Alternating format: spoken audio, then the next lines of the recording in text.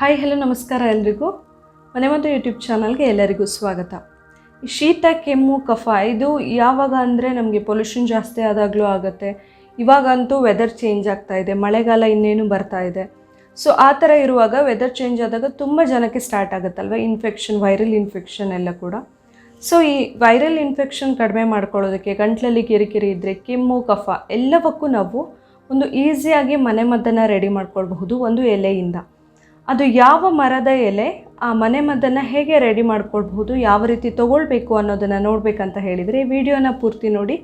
ಹಾಗೆ ನೀವು ಯಾರಾದರೂ ಇನ್ನೂ ನನ್ನ ಚಾನಲ್ನ ಸಬ್ಸ್ಕ್ರೈಬ್ ಮಾಡಿಲ್ಲ ಆದರೆ ಪ್ಲೀಸ್ ಸಬ್ಸ್ಕ್ರೈಬ್ ಮಾಡಿ, ಹಾಗೆ ಪಕ್ಕದಲ್ಲಿರುವ ಬೆಲ್ ಐಕಾನ್ನ ಕ್ಲಿಕ್ ಮಾಡಿ. ದಾಳಿಂಬೆ ಹಣ್ಣು ನಮಗೆ ಎಷ್ಟು ಒಳ್ಳೆಯದು, ದಾಳಿಂಬೆ ಎಲೆ ಕೂಡ ಅಷ್ಟೇ ಒಳ್ಳೆಯದು. ಬರೀ ಎಲೆ ಅಷ್ಟೇ ಅಲ್ಲ, ಈ ದಂಟೆಲ್ಲ ಇರುತ್ತಲ್ಲ ಅಥವಾ ಈ ಕಾಂಡ ಎಲ್ಲ ಏನಿರುತ್ತಲ್ಲ ಇದು ಕೂಡ ಒಳ್ಳೆಯದು. ಇವಾಗ ನಾನು ಈ ದಾಳಿಂಬೆ ಎಲೆ ಮತ್ತು ಇದರ ದಂಟನ್ನು ಉಪಯೋಗಿಸ್ಕೊಂಡು ನಾವು ಶೀತ ಕೆಮ್ಮು ಕಫ ಹಾಗೆ ನಮ್ಮ ಥ್ರೋಟ್ ಇನ್ಫೆಕ್ಷನ್ ಅಂದರೆ ಗಂಟ್ಲಲ್ಲಿ ಕಿರಿಕಿರಿ ಇದ್ದರೆ, ಈ ಥರ ಗಂಟ್ಲಲ್ಲೆಲ್ಲ ಇನ್ಫೆಕ್ಷನ್ ಎಲ್ಲ ಆಗಿದ್ದರೆ ಅದನ್ನೆಲ್ಲ ಕಡಿಮೆ ಮಾಡ್ಕೊಳ್ಳೋದು ಹೇಗೆ ಅನ್ನೋದನ್ನು ಹೇಳ್ತಾ ಹೋಗ್ತೀನಿ. ಇದಕ್ಕೆ ನಾನು ಒಂದು 8ರಿಂದ 10 ಎಲೆ ತೊಗೊಂಡಿದ್ದೀನಿ. ಅದರ ದಂಟು ಏನಿದೆಯಲ್ಲ ಅದನ್ನು ಸೇರಿಸಿನೇ ಇದರಲ್ಲಿ ಒಂದು 5 ಎಲೆ ಇದೆ, ಇದರಲ್ಲಿ ಒಂದು 5 ಎಲೆ ಇದೆ. ಸೊ ಟೋಟಲಿ 10 ಎಲೆ ತೊಗೊಂಡಿದ್ದೀನಿ. ಇವಾಗ ಶೀತ ಕೆಮ್ಮು ಹಾಗೆ ಗಂಟ್ಲು ಕಿರಿಕಿರಿ ಎಲ್ಲ ಕಡಿಮೆ ಮಾಡ್ಕೊಳ್ಳೋದಕ್ಕೆ ದಾಳಿಂಬೆ ಎಲೆಯಿಂದ ಕಷಾಯ ಹೇಗೆ ಮಾಡೋದಂತ ನೋಡೋಣ. ಫಸ್ಟು ನಾನು 100 ml ಆಗುವಷ್ಟು ನೀರನ್ನು ಹಾಕಿದ್ದೀನಿ ಒಂದು ಪಾತ್ರೆಗೆ. ಇದನ್ನು ಬಿಸಿಗೆ ಇಟ್ಕೊಂಡಿದ್ದೀನಿ.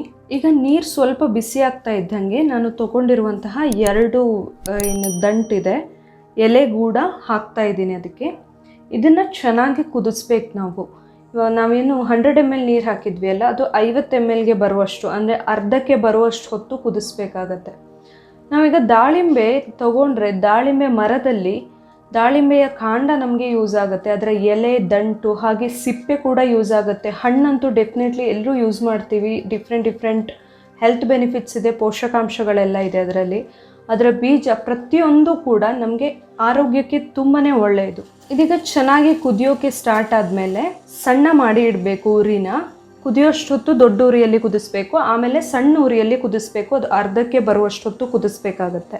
ನಮಗೆ ಗಂಟ್ಲು ಕಿರಿಕಿರಿ ಎಲ್ಲ ಇದ್ದಾಗ ತುಂಬಾ ರಗಳೆ ಅನಿಸ್ಬಿಡುತ್ತೆ, ಯಾವುದೇ ಕೆಲಸ ಮಾಡೋಕ್ಕಾಗಲ್ಲ. ಅಥವಾ ಮೆಡಿಸಿನ್ ತೊಗೊಳ್ಳೋದಾದರೂ ಎಷ್ಟು ಟೈಮ್ ಅಂತ ತೊಗೊಳ್ಬಹುದು ಅಲ್ವಾ. ಕೆಲವು ಸರಿ ಅಲರ್ಜಿಯಿಂದ ಕೂಡ ಆಗತ್ತೆ. ಸೊ ಯಾವುದೇ ರೀಸನ್ ಇರಬಹುದು, ಗಂಟ್ಲು ಕಿರಿಕಿರಿ, ಕೋಲ್ಡ್ ಹಾಗೆ ಕೆಮ್ಮು ಎಲ್ಲ ಇದ್ದಾಗ ಈ ಥರ ನಾವು ದಾಳಿಂಬೆ ಎಲೆ ನಮಗೇನಾದರೂ ಸಿಕ್ತು ಅಂತಾದರೆ ತುಂಬ ಈಸಿಯಾಗಿ ಈ ಥರ ಕಷಾಯ ಮಾಡ್ಕೊಳ್ಬಹುದು ಮನೆಯಲ್ಲೇ. ಇದೀಗ ಚೆನ್ನಾಗಿ ಕುದ್ದು ಅರ್ಧಕ್ಕೆ ಬಂದಿದೆ. ಇದನ್ನು ಸೋಸ್ಕೊಳ್ಬೇಕೀಗ. ಇದನ್ನು ಬಿಸಿ ಇರುವಾಗಲೇ ಸೋಸ್ಕೊಂಡು ಬಿಡಬೇಕು. ನಾವು ಸ್ಟಾರ್ಟಿಂಗ್ ಹಾಕುವಾಗಲೇ ತೊಳೆದು ಹಾಕ್ಕೊಂಡಿರಬೇಕು ಎಲೆನ. ಸೊ ನೋಡಿ ಇದೀಗ ಅರ್ಧಕ್ಕೆ ಬಂದಿದೆ. ಇದು ಸ್ವಲ್ಪ ಬೆಚ್ಚಗಾದ್ಮೇಲೆ ಕುಡಿಬೇಕಿದನ್ನು. ಇದನ್ನು ಕುಡಿಯೋದ್ರಿಂದ ನಮಗೆ ವೈರಲ್ ಇನ್ಫೆಕ್ಷನ್ ಎಲ್ಲ ಏನಾದರೂ ಆಗಿದ್ದಿದ್ರೂ ಕಡಿಮೆ ಆಗುತ್ತೆ. ಥ್ರೋಟ್ ಇನ್ಫೆಕ್ಷನ್ ಅಂದರೆ ಗಂಟ್ಲಲ್ಲಿ ಕಿರಿಕಿರಿ ಇದ್ದರೆ, ಇನ್ಫೆಕ್ಷನ್ ಆಗಿದ್ದರೆ, ಹಾಗೆ ಕೆಮ್ಮು ಕಫ ಇದೆಲ್ಲವೂ ಕೂಡ ಬೇಗನೆ ಕಡಿಮೆ ಆಗುತ್ತೆ. ಗಂಟ್ಲು ಕಿರಿಕಿರಿ ಕೆಮ್ಮು ಕಫ ಎಲ್ಲ ಇದ್ದಾಗ ಈ ಥರ ದಿನಕ್ಕೆ 2 ಸಾರಿ ಮಾಡಿಕೊಂಡು ಕುಡಿಬೇಕು. ಊಟ ಆದಮೇಲೆ ಕೂಡ ಕುಡಿಬಹುದು. ಇದನ್ನು ನೋಡಿದ್ರಲ್ಲ, ದಾಳಿಂಬೆ ಎಲೆಯಿಂದ ಹೇಗೆ ನಾವು ಕೆಮ್ಮು ಕಫ ಥ್ರೋಟ್ ಇನ್ಫೆಕ್ಷನ್ ಎಲ್ಲ ಕಡಿಮೆ ಮಾಡ್ಕೊಳ್ಬಹುದು ಅಂತ ಹೇಳಿ ತುಂಬ ಈಸಿಯಾಗಿ ಮಾಡ್ಕೊಳ್ಬಹುದು. ಇವತ್ತು ನಾನಿಲ್ಲಿ ಹೇಳಿರುವಂತಹ ಮನೆಮದ್ದು ನಿಮಗೆ ಇಷ್ಟ ಆಗಿದ್ದರೆ ಪ್ಲೀಸ್ ನನ್ನ ಮನೆಮದ್ದು ಯೂಟ್ಯೂಬ್ ಚಾನಲ್ನ ಸಬ್ಸ್ಕ್ರೈಬ್ ಮಾಡಿ, ಹಾಗೆ ಈ ವಿಡಿಯೋನ ಲೈಕ್ ಮಾಡಿ ಹಾಗೆ ಶೇರ್ ಮಾಡಿ. Thank you.